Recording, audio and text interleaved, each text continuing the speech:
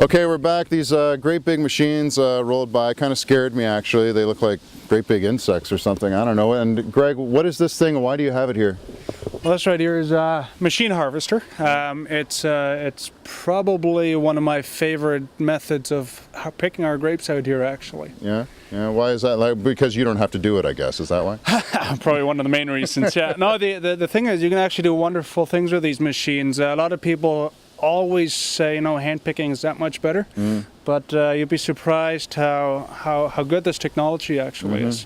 Like one thing that I like, for example, one thing that you're going to see on the inside here is you're going to see like all these rods on the inside. They shake the row basically, right? Okay. So one of the really great things is if you go out there and you snip the bunches off, you're going to get the whole bunch no matter what. These machines, depending on how fast you go and how slow you go, you can actually leave some of the green berries behind, right? So the ones, especially on the inside that you might not be able to tell, this machine can just leave behind. So it's shaking it, and the ones that are ready to fall off, fall off. Exactly. And the ones that aren't ready to fall, they stay on the thing. Exactly. Okay. So they would be caught basically on the bottom here, and then slide off to the side, go up in a conveyor belt, and they're actually sorted on the way in already. You have a big, like an air blast system on the inside that gets rid of the leaves and the stems and all that kind of stuff. So it already comes almost completely crushed, destemmed. Yeah. Most of the stuff out of there, and then the speed of it is phenomenal. Wow. So who's this handsome gentleman here that we're talking to? What's your name, sir? It's Abe Wienser, and I'm probably the oldest and ugliest guy here. But somebody's got to take that hat too. Listen, compared to Yannick, we're all pretty old and ugly, aren't we? Like Yannick is obviously the ladies' man. This is your equipment here, is it? Yeah, we got 4 of these, and that probably takes care of at least 100 people hand-picking grapes. Okay, so instead of 100 people hand-picking grapes, this thing comes along and does it in how long for, say, between the lines winery today are you going to spend here with this machine and it's going to be done? We're going to pick it's one load, and it could be around 37 ton. And once we get set up and going, I would say in about half an hour, 3/4 of an hour. What? 37 tons in 45 minutes? About that. No kid. How fast does this thing drive, for God's sakes? Wow. Well, see, this thing, it's adjustable. Yeah. Different varieties, I got to go slower and beat harder. Yeah. This variety that we're picking, it's called Chamberson, and it's a variety that comes off very easy from the vine, quite gentle on the vine, but in order to get most of the grapes, we gotta go a fairly fast speed, otherwise they fall in front of the machine. We gotta beat very little, drive very fast. That's this particular variety. Okay. It's fun to pick because there's lots of grapes on there, and you can just almost fly along the row. Now you keep saying like I do this, but somebody else drove this in. Like you were eating lunch, and we had to drag and I'm not done. So if I get hungry and miserable, then it's your fault. No, it's her fault. So who are these fine gentlemen here? Who are these guys? Those are my best guys on the machinery. Your best guys. Yeah. You said only the best for Between the Lines Winery. There's a bunch of best guys here and a bunch of best guys sitting on the driveway there, and a couple of best guys are at home already doing other things. And you're eating lunch. And I'm eating lunch. And you're eating lunch. That's awesome. So how many, like today, for instance, how many wineries are you going to service today with your machines? 1, 2, 3, 4. 4. 4 of them done. Bang. You're back home having dinner. The next day you get up, you do it again. We've picked about 37 tons of Vidal already today, and done about 50 tons of Riesling today, and one load of Merlot, and now this is our last load for today. So it's an easy day. Yeah. Do you ever get a free bottle? Like, do they ever say thanks? I don't know. Between the lines, don't give them.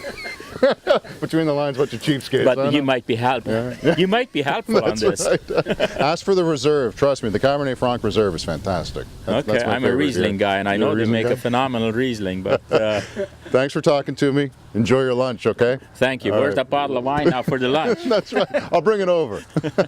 But we can make it happen. Like, I don't want this guy to wait. Yeah. But as soon as the first one comes from there, I'll dump that on the bottom. Yeah. And the next one that comes from here will go on top. Okay.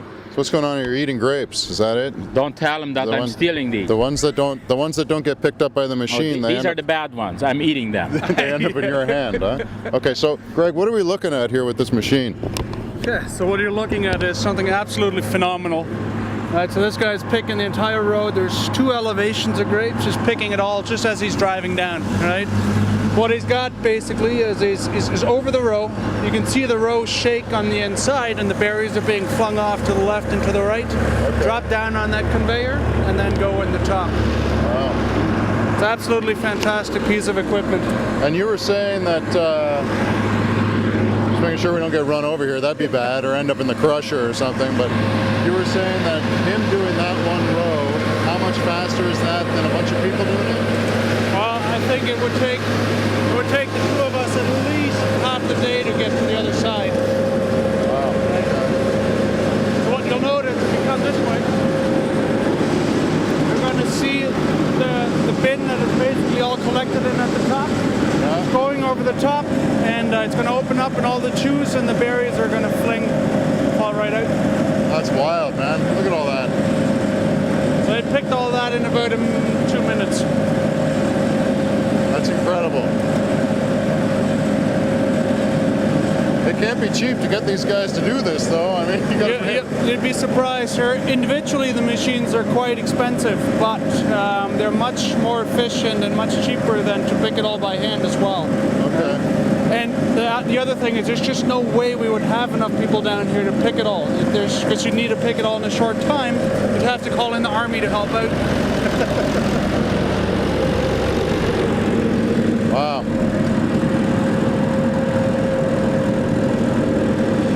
So these guys are going to pick 30 tons in probably half an hour, 45 minutes.